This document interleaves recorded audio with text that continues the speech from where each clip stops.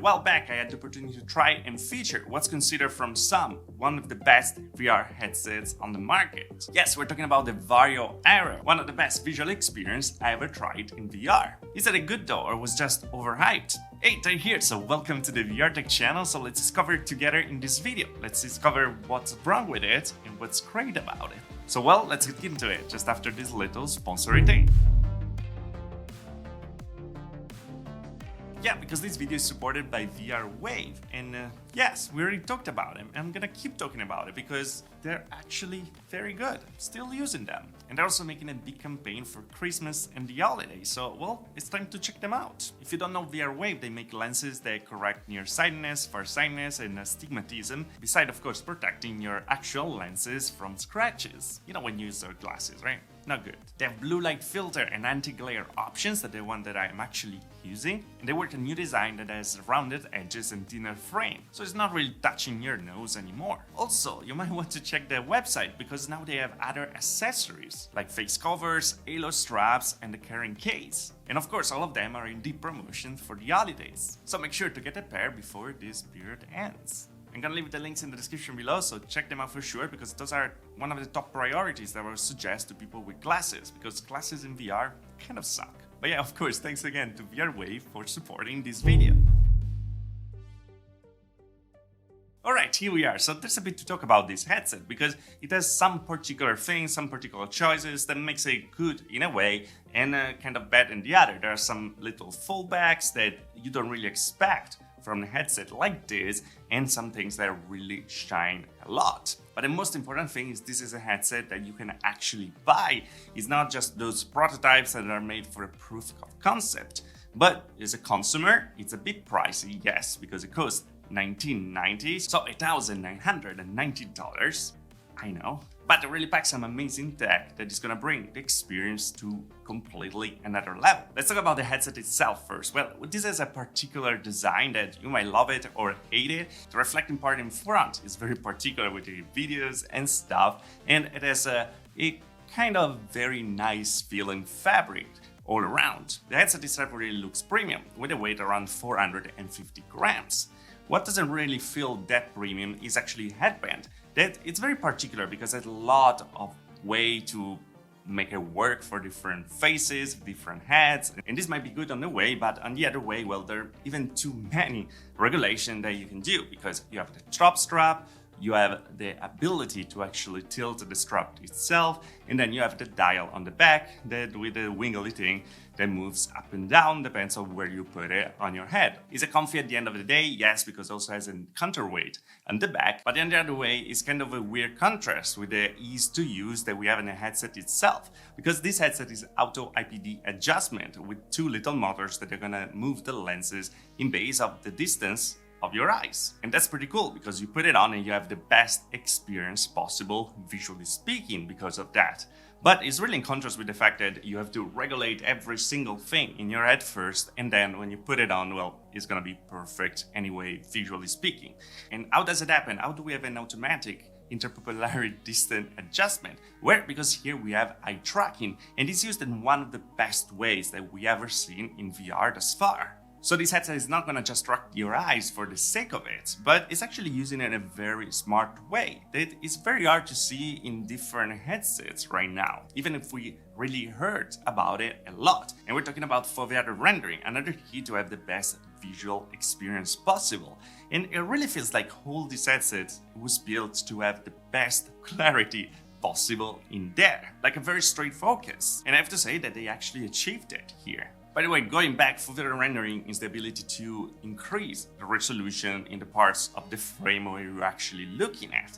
In a way, you don't use too much resources from your GPU on your PC, and then you can actually just have the same, pretty much visual clarity that you have before. Now, it's very important here because we have a very high resolution in these panels, and these are also some particular panels that we don't really see much often in other VR headsets. So let's go through the technical specs here. We have dual mini LED LCD displays, 2880 by 2720 pixel per eye, calibrated to 150 50 nits and with a 99% of sRGB colors, clocked at a refresh rate of 90 Hz. Then we can see through some custom-made variable resolution aspheric lenses with 35 ppd, pixel per degree. So yes, when we talk about clarity, this is kind of the king for it. The resolution is absolutely fantastic in here. For a reason, well, we're not using big displays where usually we get a lot of screen door effect, that is the space between the pixels. Here using a mini LED, well, the space between those pixels is much reduced. So that makes it much better, much more enjoyable when looking at content, games, and stuff in VR. And trust me, the results are absolutely stunning. I tried to show it in a 3D lenses video, but it didn't really come up as I wanted to show it. But from there, you can understand that the screen door effect is not a thing anymore.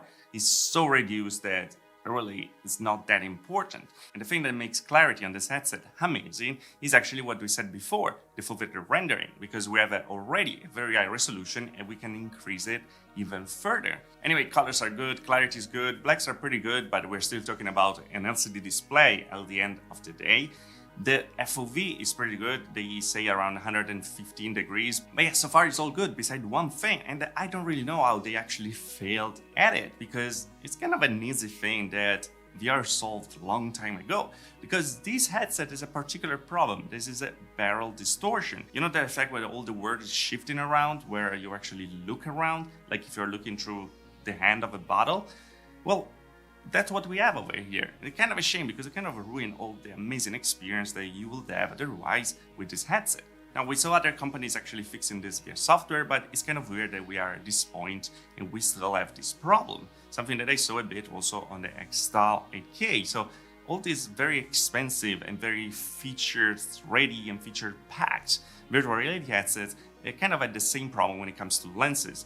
Going to spherical lenses instead of Fresnel lenses probably brings also this bit of a problem. And I hope they're going to be able to fix it, because it's really something that throws you off completely of the experience right now. And again, it's really a shame. How is to use it though? Well, it's absolutely fantastic. By the way, if you buy this headset, you can't actually use it right away with what's inside the box, because you're going to need the lighthouses and controllers, because it uses SteamVR tracking for it. So, well, be aware that there's going to be more money to spend. And I have to say that this thing really shines when you're in simulators, like Flight Simulator or on Assetto Corsa, driving around in your cars. But when you start to move around a bit, well, the problem we discussed about before kind of comes out and makes you a little queasy, let's say playing some games. Unfortunately, it also lacks any kind of audio. It comes with some in-ear headphones in the box, but yeah, it's nothing crazy about it. When you pay this amount of money, you expect something better. But again, it's something that we keep seeing in very expensive headsets, like just cutting on some technology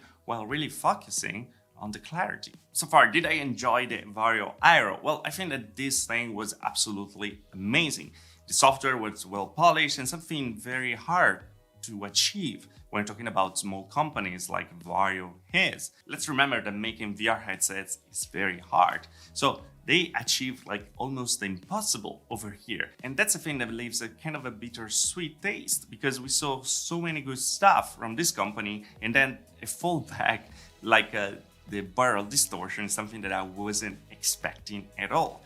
I really hope they're gonna be able to fix it in the future. Right now, would I consider like buying it and suggesting it? Well, probably not. First of all, because it's very expensive for a VR headset. You need to add the lighthouses and the controller and stuff. You don't have any kind of audio with it. And yeah, you have the best clarities possible. But again, even in the visual compartment where they're really focusing on it, well, they actually have a big problem there. There is a barrel distortion. So until they fix it and they make a statement saying that they actually fixed it, I will not really recommend it much. Was I impressed? Absolutely. Was it my best visual clarity experience I had? Yes, absolutely. I think like mini LED or micro LED displays are absolutely the future when it comes to VR headsets. They make the headset smaller, in the case not really, but because we have so much more technology in there. But yeah, it's something that is gonna unlock so much better visual experience in the future. And this is like the best taste that you can have of that new future, with great lenses, great screens, and great software to support it. So if you need it for some business stuff, simulatory things, well, this might actually be a good investment. But for a regular person, I feel like right now there's still some stuff that can give a better experience for much lower price. But that was all. What do you think about it? Will you pay this premium price for actually a headset with the best clarity possible, even if that fallback that we heard about? Well, let me know in the comment below. And as always, if you liked the video, like. If you didn't like the video, dislike. Subscribe to the channel for more VR tech. If you really love the channel, there's a join button down there. Later on further, also the Patreon. Thanks to all the patrons and who joined the channel, of course. And yeah, that's all. Like, dislike, subscribe. See you guys next video. Thanks for watching.